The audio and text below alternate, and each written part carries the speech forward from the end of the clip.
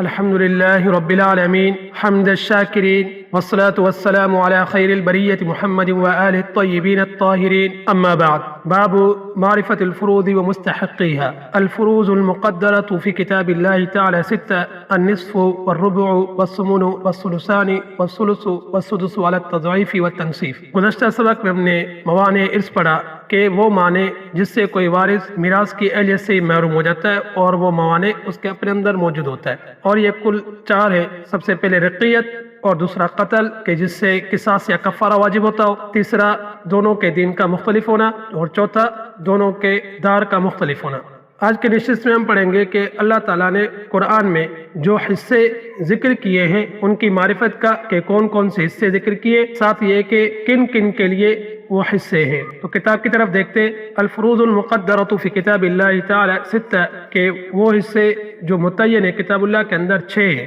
النصف والربع والثمن والثلثان والثلث والسدس علی التضعیف والتنصیف کہ نصف، ربع، ثمن. کل حصوں کی 2 قسمیں، جن میں پہلی قسم کو نوع اول اور دوسری قسم کو نوع ثانی کہا جاتا ہے. پہلی قسم میں نصف، ربع، ثمن ہے، اور دوسری قسم میں ثلثان، ثلث اور سدس ہے. نصف آدھے کو کہتے ہیں، ربع چوتھائی حصہ، ثمن 8واں حصہ، اور ثلثان کسی چیز کے 2/3، والثلث اور ثلث یعنی تہائی، والسدس اور 6واں حصہ. اور یہ حصے بنتے کہہ رہے ہیں کہ التضعیف والتنصیف کہ بعض حصوں کو دگنا کرنے سے یا بعض حصوں کو نصف کرنے سے، ادا کرنے سے حصے بنتے. جس طرح کے نصف ہے، اگر کسی چیز کا آدھا ہے، اس آدھے کو بھی اگر آدھا کریں گے تو وہ اس چیز کا چوتھائی حصہ بنے گا جسے ربع کہیں گے. اور اگر اس چوتھائی کو بھی اگر ہم آدھا کریں تو وہ اس چیز کا 8واں حصہ بنے گا، ثمن جسے کہتے ہیں. یا یہ کہ اگر ثمن کسی چیز کا 8واں حصہ ہے، 2 8ویں حصوں کو اگر جمع کیا جائے یا ایک 8ویں حصے کو دگنا کیا جائے تو وہ اس چیز کا چوتھا حصہ بن جائے گا. اگر 2 چوتھے حصوں کو دگنا کیا جائے، جمع کیا جائے تو وہ بن جاتا ہے نصف. اسی طرح ثلثان، ثلث اور سدس ہے کہ کسی چیز کے 6 حصے تو ایک حصے کو سدس کہیں گے. اگر 6 حصے کو دگنا کیا جائے تو وہ اس چیز کا ثلث، تہائی بن جاتا ہے. جس طرح کہ مثال کے طور پر 6 روپے ہے تو ان 6 روپے میں سے 1 روپیہ وہ 6واں روپیہ ہوگا، یعنی سدس اس کو کہیں گے. یہ سدس اگر 2 ہو جائے، 1 2 ہو جائے تو 2 روپے، تو 6 روپے کے جو 2 روپے ہوں گے وہ اس کا ثلث ہو جائے گا، یعنی تہائی.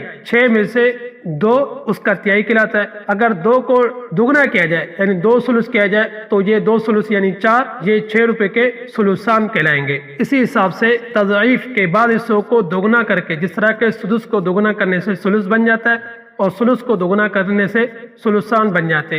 اور تنصیفی یا اس کو ادا کرنے سے، جس طرح کے 2 ثلث ہے اور 2 ثلث کو اگر ادا کریں گے تو 1 ثلث بنے گا، اور اگر 1 ثلث کو اگر ادا کریں گے تو وہ سدس بن جائے گا. اس طرح تضعیف والتنصیف. آگے کہتے ہیں وَأَصْحَابُ هَذِهِ السِّهَامِ 12 نفرًا، اور ان حصوں والے جو ہیں وہ 12 ہیں لوگ. 4 من الرجال، 4 مردوں میں سے، وَهُمُ الْأَبْ وَالْجَدُّ الصَّحِيحُ، اور وہ اب ہے اور جد صحیح. وہ ابو الاب وَإِنْ عَلَا، جد جو ہے اس کا اطلاق دادا پر بھی ہوتا ہے اور نانا پہ ہوتا ہے، لیکن وضاحت کے لیے اگر نانا ہو تو والجد من الام، اور اگر دادا کو تو والجد من الاب. لیکن یہاں جد صحیح جو ہے وہ دادا کا اعتبار کرتے ہیں کیونکہ نانا جو ہے وہ جد فاسد ہے. جد صحیح اور جد فاسد کے درمیان فرق یہ ہے کہ ہر وہ دادا جس کی میت کی طرف نسبت کرنے سے بیچ میں مؤنث کا واسطہ آتا ہو وہ جد فاسد ہے. جس طرح کہ نانا ہے کہ نانا کی میت کی طرف نسبت کرنے بیچ میں کا واسطہ آتا ہے کہ وہ نانا میت کا نانا ہے ماں کے واسطے سے، تو یہ جد فاسد ہے.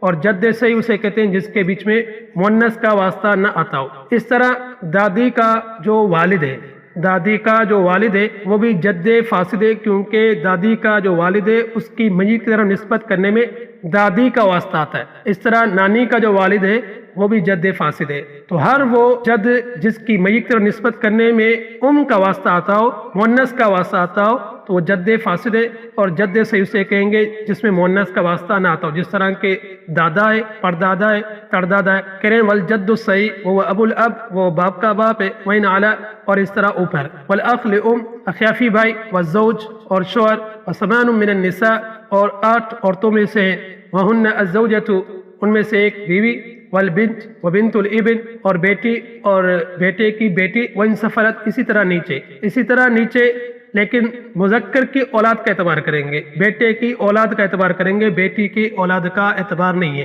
جیسے بیٹے کی بیٹی یا پوتے کی بیٹی یا پڑ پوتے کی بیٹی یا تڑ پوتے کی بیٹی، اس طرح نیچے چاہیں گے۔ والاخت لاب و ام، اس طرح حقیقی بہن، والاخت لاب اللاتی بہن، والاخت لام اخیافی بہن، والام اور ماں، والجدۃ الصحیہ اور جدہ صحیہ، وہی التی لا يدخل فی نسبتها الى المیت جد فاسد، اور جدہ صحیح اسے کہتے ہیں جس کی میت کی طرف نسبت کرنے میں جد فاسد کا واسطہ نہ آتا ہو۔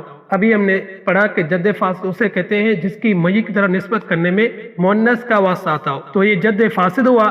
اب اگر یہ جد فاسد کسی کے چاہے جد کے بیچ میں آئے چاہے جدہ کے بیچ میں آئے تو اس کو بھی وہ فاسد کر دیتا ہے، تو کہتے ہیں جدہ صحیحہ وہ ہوں گی جس کی میت کی طرف نسبت کرنے میں جد فاسد کا واسطہ نہ آتا ہو۔ جس طرح کے نانی ہے، اس کی میت کی طرف نسبت کرنے میں جد فاسد کا واسطہ نہیں آ رہا، یا دادی ہے یا دادی کی ماں ہے تو بیچ میں جد فاسد کا واسطہ نہیں آ رہا۔ لیکن اگر نانے کی ماں ہے، اس کا اور میت کے درمیان نسبت کرنے میں جد فاسد نانا کا واسطہ آ رہا ہے، تو کہہ رہے ہیں والجدۃ الصحیہ اور جدہ صحیحہ وہی التی لا يدخل فی نسبتها الى المیت جد فاسد، اور وہ ہے جس کی نسبت میت کی طرف کرنے میں جد فاسد کا واسطہ نہ آتا ہو۔ تو آج کے سبق میں ہم نے پڑھا کہ کل حصے 6 ہیں، نصف، ربع، ثمن اور ثلثان، ثلث، سدس۔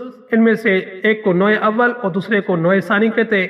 نوع اول میں نصف، ربع، ثمن، اور نوع ثانی میں ثلثان، ثلث اور سدس، اور جن کو یہ حصے دیے جائیں گے ان کی کل تعداد 12 ہے، جن میں 4 مرد ہیں اور 8 عورتیں ہیں۔